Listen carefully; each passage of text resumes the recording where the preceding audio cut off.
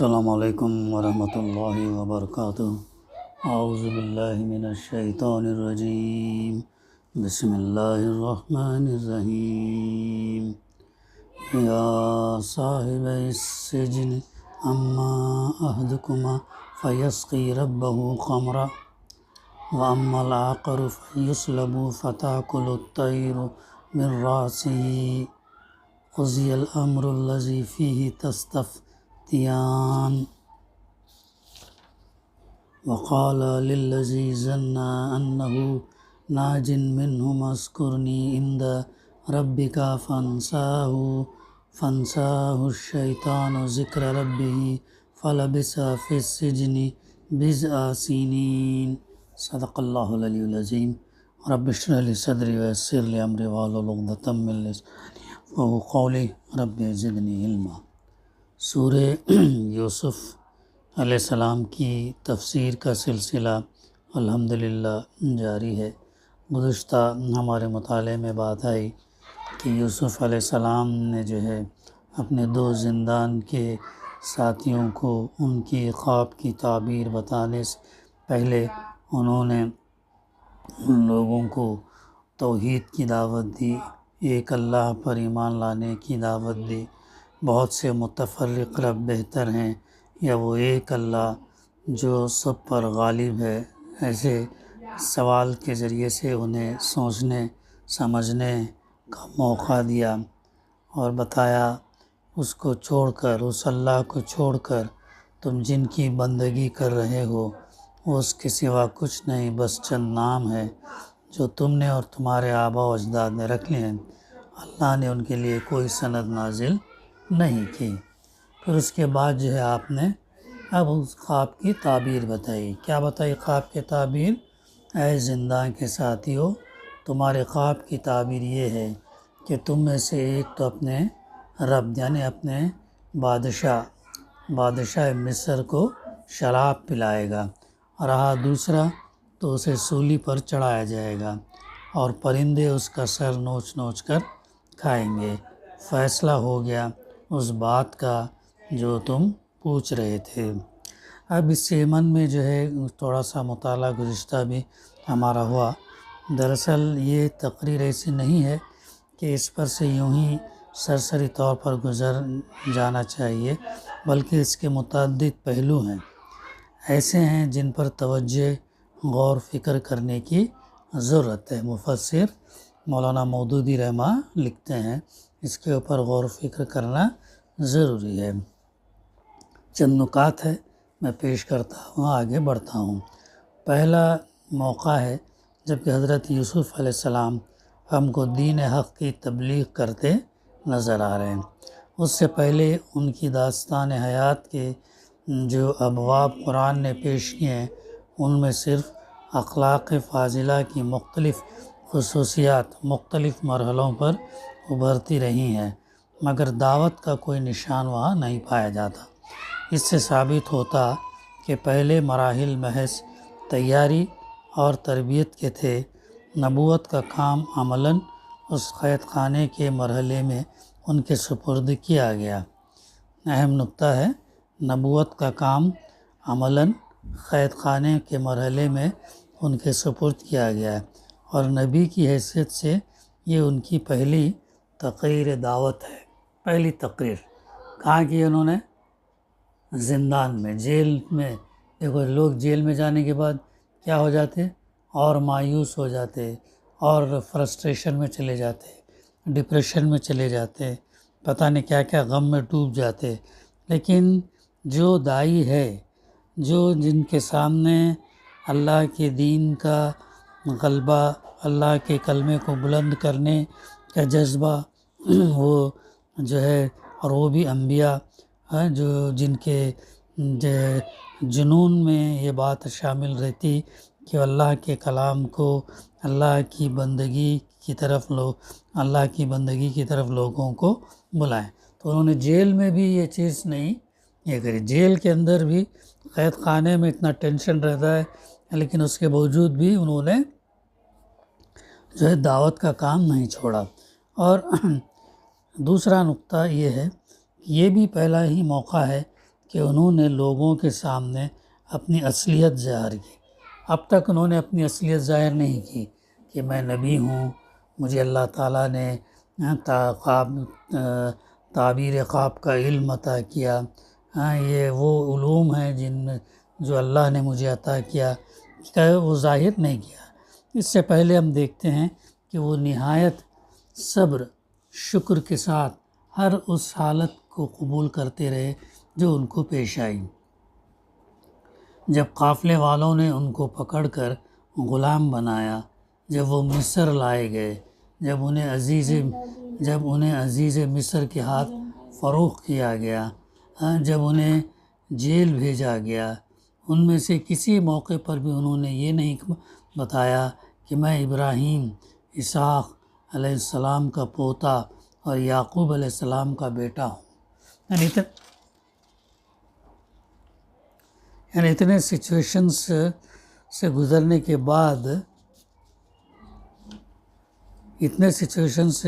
کے بعد بھی جو ہے انہوں نے کبھی یہ نہیں کہا کہ میں نبی ہوں کر کے انہوں نے کبھی ظاہر نہیں کیا۔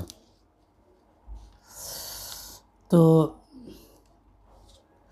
نبی ہے کر کے ظاہر نہیں کیا۔ اور ان کے باپ دادا جو ہے کوئی غیر معروف لوگ نہ تھے۔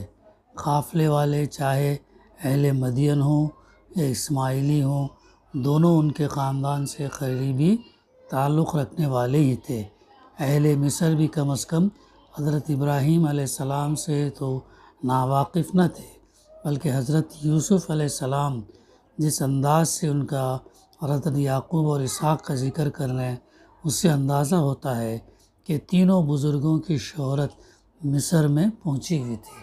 تینوں کی شہرت جو ہے مصر میں پہنچی ہوئی تھی۔ لیکن حضرت یوسف علیہ السلام نے کبھی باپ دادا کا نام لے کر اپنے آپ کو ان حالات سے نکالنے کی کوشش نہ کی جن میں وہ پچھلے 4-5 سال کے دوران میں مبتلا ہوتے رہے۔ غالباً وہ خود بھی اچھی طرح سمجھ رہے تھے کہ اللہ تعالیٰ جو کچھ انہیں بنانا چاہتا ہے اس کے لیے ان کے حالات سے گزرنا ہی ضروری ہے۔ دیکھو یہ بھی ایک اہم بات ہے، یعنی اللہ تعالیٰ جو کچھ بنانا چاہتا ہے ان کو، وہ ان حالات سے ان کا گزرنا ضروری ہے، اس لیے وہ حالات سے ان کو گزار رہا ہے۔ یہ بھی ہمارے لیے کتنا بڑا سبق ہے۔ اللہ تعالیٰ جن سے کام لینا چاہتا ہے ان کو ایسے ہی جو ہے بغیر آزمائش کے چھوڑتا ہے، آزمائش سے ان کے درجات بلند کرتے ہوئے ان سے کام جو لینا چاہتا ہے وہ جو ہے وہ کرتا ہے اور گزارتا ہے، اس سے مبتلا کراتا ہے۔ مگر اب انہوں نے محض اپنی دعوت تبلیغ کی خاطر اس حقیقت سے پردہ اٹھایا کہ میں کوئی نیا اور نرالا دین پیش نہیں کر رہا ہوں، بلکہ میرا تعلق دعوت توحید کی اس عالمگیر تحریک سے ہے جس کے ائمہ ابراہیم اور اسحاق اور یعقوب علیہ السلام ہے۔ ایسا کرنا اس لیے ضروری تھا کہ داعی حق کبھی اس دعوے کے ساتھ نہیں اٹھا کرتا کہ وہ ایک نئی بات پیش کر رہا ہے جو اس سے پہلے کسی کو نہ سوجی تھی، بلکہ پہلے قدم ہی پر یہ بات کھول دیتا ہے کہ میں اس ازلی اور ابدی حقیقت کی طرف بلا رہا ہوں جو ہمیشہ سے تمام اہل حق پیش کرتے رہے ہیں۔ یہ ہے دوسرا پوائنٹ، اور انہوں نے یہاں پر پہلی دفعہ اظہار کیا یوسف علیہ السلام کہ میں نبی ہوں، اور دعوت کا توحید کا پیغام ان کو سنایا۔ تیسرا نقطہ یہ ہے کہ پھر حضرت یوسف علیہ السلام نے جس طرح اپنی دعوت کے لیے موقع نکالا، اس میں ہم کو حکمت دعوت کا ایک اہم سبق ملتا ہے۔ دو آدمی اپنا خواب بیان کرتے ہیں اور اپنی عقیدت مندی کا اظہار کرتے ہوئے اس کی تعبیر پوچھتے ہیں۔ جواب میں آپ فرماتے ہیں، تعبیر تو میں تمہیں ضرور بتاؤں گا، مگر پہلے یہ سن لو کہ اس علم کا ماخذ کیا ہے جس کی بنا پر میں تمہیں تعبیر دیتا ہوں۔ اس طرح ان کی بات میں سے اپنی بات کہنے کا موقع نکال کر آپ ان کے سامنے اپنا دین پیش کرنا شروع کر دیتے ہیں۔ اس سے یہ سبق ملتا کہ فی الواقع کسی شخص کے دل میں اگر دعوت حق کی دھن سمائی ہوئی ہو اور وہ حکمت بھی رکھتا ہو تو کیسی خوبصورتی کے ساتھ وہ گفتگو کا رخ اپنی دعوت کی طرف پھیر سکتا ہے۔ بہت اہم نکتہ ہے یہ، اور بہت اہم سبق، عبرت، نصیحت ہمارے لیے بھی ہے کہ اگر دل میں دعوت حق کی دھن سمائی ہوئی ہو اور حکمت بھی رکھتا ہو تو کیسی خوبصورتی کے ساتھ وہ گفتگو کا رخ اپنی دعوت کی طرف پھیر سکتا۔ جسے دعوت کی دھن لگی ہوئی نہیں ہوتی اس کے سامنے تو مواقع پر مواقع آتے ہیں اور وہ کبھی محسوس نہیں کرتا کہ یہ موقع ہے اپنی بات کہنے کا، مگر وہ جسے دھن لگی ہوئی ہوتی ہے وہ موقع کی طاق میں لگا رہتا ہے اور اسے پاتے ہی اپنا کام شروع کر دیتا ہے۔ البتہ بہت فرق ہے حکیم کی موقع شناسی میں اور اس نادان مبلغ کی بھونڈی تبلیغ میں جو موقع اور محل کا لحاظ کیے بغیر لوگوں کے کانوں میں زبردستی اپنی دعوت ٹھونسنے کی کوشش کرتا ہے اور پھر لچڑپن اور جھگڑالو پن سے انہیں الٹا متنفر کر کے چھوڑ دیتا ہے۔ چوتھا نکتہ، اس سے یہ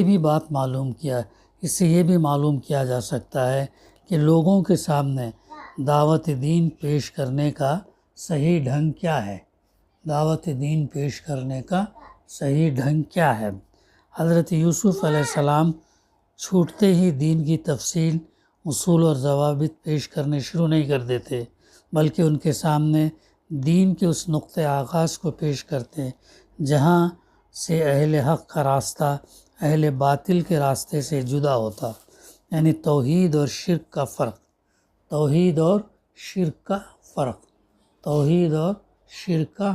بتا دیتے ہیں۔ توحید کیا ہے، شرک کیا ہے، یہ بتا دیتے ہیں۔ پھر اس فرق کو ایسے معقول طریقے سے واضح کرتے ہیں کہ عقل عام رکھنے والا کوئی شخص اسے محسوس کیے بغیر نہیں رہ سکتا۔ خصوصیت کے ساتھ جو لوگ اس وقت ان کے مخاطب تھے ان کے دل و دماغ میں تو تیر کی طرح یہ بات اتر ہی ہوگی، کیونکہ وہ نوکر پیشہ غلام تھے اور اپنے دل کی گہرائیوں میں اس بات کو خوب محسوس کر سکتے تھے کہ ایک آقا کا غلام ہونا بہتر ہے یا بہت سے آقاؤں کا غلام ہونا بہتر ہے۔ ایک آقا کا غلام ہونا بہتر ہے یا بہت سے آقاؤں کا غلام ہونا بہتر ہے، اور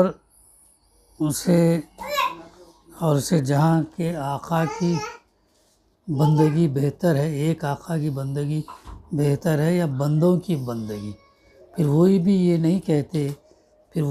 بھی نہیں کہتے کہ اپنا دین چھوڑو اور میرے دین میں آ جاؤ، بلکہ ایک عجیب انداز میں ان سے کہتے ہیں کہ دیکھو اللہ کا یہ کتنا بڑا فضل ہے کہ اس نے اپنے سوا ہم کو کسی کا بندہ نہیں بنایا، مگر لوگ اس کا شکر ادا نہیں کرتے اور خواہ مخواہ خود گھڑ کر اپنے رب بناتے اور ان کی بندگی کرتے ہیں۔ پھر وہ اپنے مخاطبوں کے دین پر تنقید بھی کرتے ہیں، مگر نہایت معقولیت کے ساتھ اور دل آزاری کے ہر شائبے کے بغیر۔ بس اتنا کہنے پر اکتفا کرتے ہیں کہ یہ معبود جن میں سے کسی کو تم انداتا، کسی کو خداوند نعمت، کسی کو مالک زمین اور کسی کو رب دولت یا مختار صحت و مرض وغیرہ کہتے ہو، یہ سب خالی قولی نام ہی ہیں۔ ان ناموں کے پیچھے کوئی حقیقی انداتائی اور خداوندی اور مالکیت اور ربوبیت موجود نہیں ہے۔ اصل مالک اللہ تعالیٰ ہے جسے تم بھی کائنات کا خالق اور رب تسلیم کرتے ہو، اور اس نے ان میں سے کسی کے لیے بھی خداوندی اور معبودیت کی کوئی سند نہیں اتاری سوائے اپنے نبیوں کے، میسنجرز کے۔ اسی لیے تو فرما روائی کے سارے حقوق اور اختیارات اپنے ہی لیے مخصوص رکھے ہیں، اور اس کا حکم ہے کہ تم اس کے سوا کسی کی بندگی نہ کرو۔ 5واں پوائنٹ، اس سے یہ بھی اندازہ کیا جا سکتا کہ حضرت یوسف علیہ السلام نے قید خانے کی زندگی کی 8-10 سال کس طرح گزارے ہوں گے۔ لوگ سمجھتے ہیں کہ قرآن میں چونکہ ان کی ایک ہی واعظ کا ذکر ہے اس لیے انہوں نے صرف ایک ہی دفعہ دعوت دین کے لیے زبان کھولی تھی، مگر اول تو ایک پیغمبر کے متعلق یہ گمان کرنا ہی سخت بدگمانی ہے کہ وہ اپنے اصل کام سے غافل ہوگا۔ پھر جس شخص کی دعوتی دھن کا یہ حال تھا کہ دو آدمی تعبیر خواب پوچھتے ہیں اور اس موقع سے فائدہ اٹھا کر دین کی دعوت شروع کر دیتا، اس کے متعلق یہ کیسے گمان کیا جا سکتا ہے کہ اس نے قید خانے کے چند سال خاموشی سے ہی گزار دیے ہوں گے۔ یہ وہ نکات ہیں جو مفسر نے اس پر سرسری طور پر گزر جانے کے بجائے اس کے کچھ پہلو ایسے ہیں جن پر توجہ اور غور فکر کرنے کی ضرورت ہے، یہ بتایا مفسر نے۔ آگے فرمایا جا رہا وَقَالَ لِلَّذِي ظَنَّ أَنَّهُ نَاجٍ مِّنْهُ اذْكُرْنِي عِندَ رَبِّي، پھر ان میں سے جس کے متعلق خیال تھا کہ وہ رہا ہو جائے گا، اس سے یوسف علیہ السلام نے کہا اپنے رب یعنی بادشاہ مصر سے میرا ذکر کرنا۔ اب تعبیر بتانے کے بعد جب وہ رہا ہو رہے تھے تو اس وقت یوسف علیہ السلام نے کہا کہ اپنے شاہ مصر سے میرا ذکر کرنا، مگر ہوا کیا؟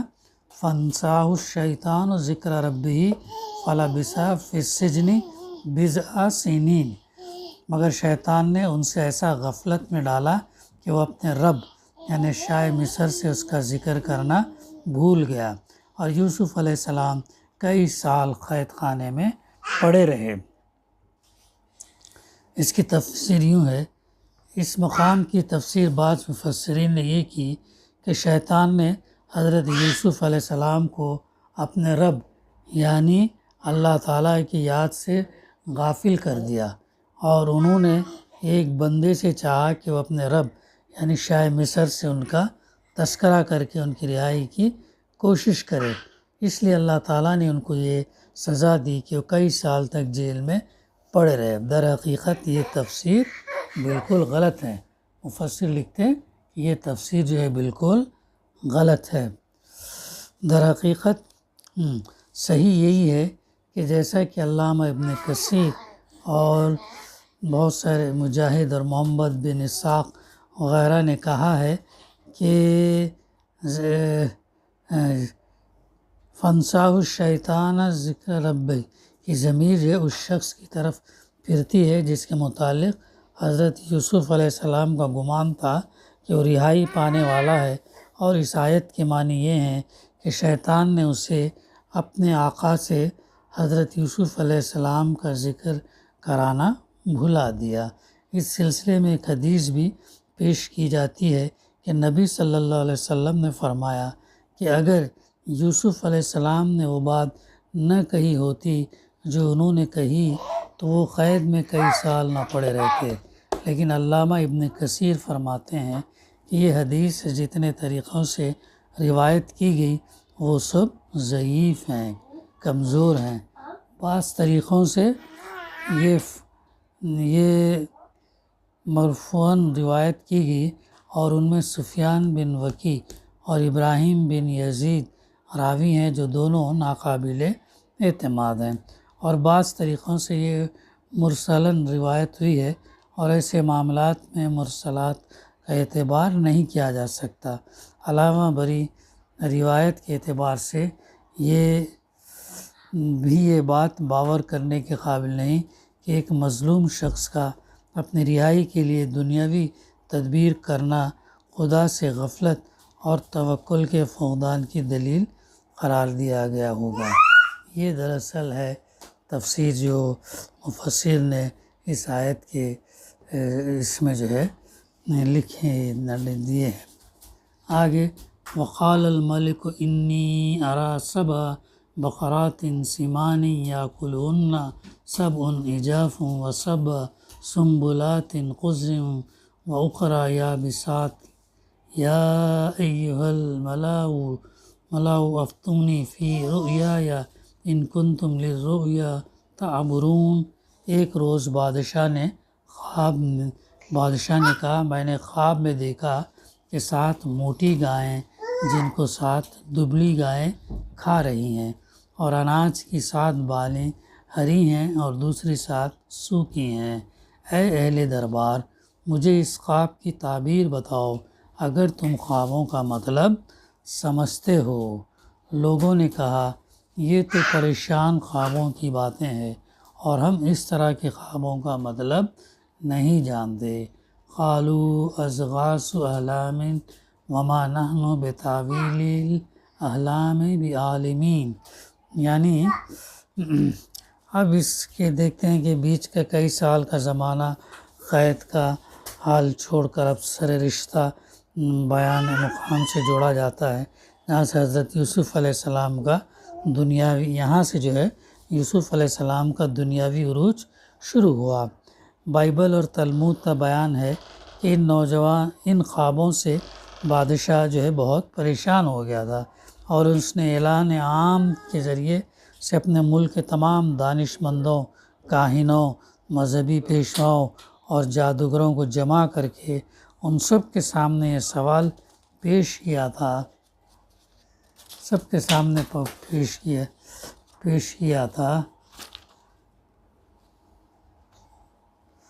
کہ یہ خواب کی تعبیر بتاؤ۔ کیا تھا وہ خواب؟ کیا خواب دیکھا؟ 7 موٹی گائیں جن کو 7 دبلی گائیں کھا رہی ہیں، 7 موٹی گائیں 7 دبلی گائیں کھا رہی ہیں، اور اناج کی 7 بالیں ہری ہیں اور دوسری 7 سوکھی۔ اے اہل دربار، مجھے اس خواب کی تعبیر بتاؤ اگر تم خوابوں کا مطلب سمجھتے ہو۔ یہ تمام کے لیے تھا، یہ جو دانش مند ہیں، کاہن ہیں، پنڈت ہیں، جو یہ ہے، سب کے لیے تھا۔ لیکن لوگوں نے کہا یہ تو پریشان خوابوں کی باتیں ہیں اور ہم اس طرح کے خوابوں کا مطلب نہیں جانتے۔ وقال الذی نجا منہما وادکر بعد امۃ انا انبئکم بتاویلہ فارسلون۔ ان 2 قیدیوں میں سے جو شخص بچ گیا تھا اور اسے ایک مدت دراز کے بعد اب بات یاد آئی، اس نے کہا میں آپ حضرات کو اس کی تعویل بتاتا ہوں، مجھے ذرا قید خانے میں یوسف علیہ السلام کے پاس بھیج دیجیے۔ اب وہ عرصہ چھوڑ دیا گیا کہ 2 قیدی رہا ہو گئے، ایک سزا ہوئی اور ایک دوبارہ بادشاہ کے دربار میں وہ شراب دینے کا یہ اپنی دوبارہ نوکری سنبھال لی تھی۔ قرآن مجید نے یہاں اختصار سے کام لیا۔ بائبل اور تلمود سے اس کی تفصیل یہ معلوم ہوتی اور قیاس بھی کہتا ہے کہ ضرور ایسا ہوا ہوگا کہ سردار ساقی نے یوسف علیہ السلام کے حالات بادشاہ سے بیان کیے، اور جیل میں اس کے خواب اور اس کے ساتھی کے خواب کی جیسی صحیح تعبیر انہوں نے دی تھی اس کا ذکر بھی کیا، اور کہا کہ میں ان سے اس کی تعویل پوچھ کر آتا ہوں، مجھے قید خانے میں ان سے ملنے کی اجازت عطا کریں۔ تو یہ آیت نمبر ہم کہاں تک؟ آیت نمبر 45 تک کا ہم نے مطالعہ کیا ہے۔ انشاءاللہ آئندہ سلسلہ جاری رہے گا۔ دعا ہے کہ اللہ سبحانہ و تعالی ہمیں قرآن مجید کو صحیح سمجھنے، اس پر عمل کرنے اور اس پیغام کو پہنچانے کی توفیق عطا فرمائے۔ ربنا تقبل منا انکا انت السمیع العلیم وتب علینا انکا انت التواب الرحیم۔ صلی اللہ تعالی علی خیر خلقہ وعلی آلہ اصحابہ اجمعین۔ الحمد للہ رب العالمین۔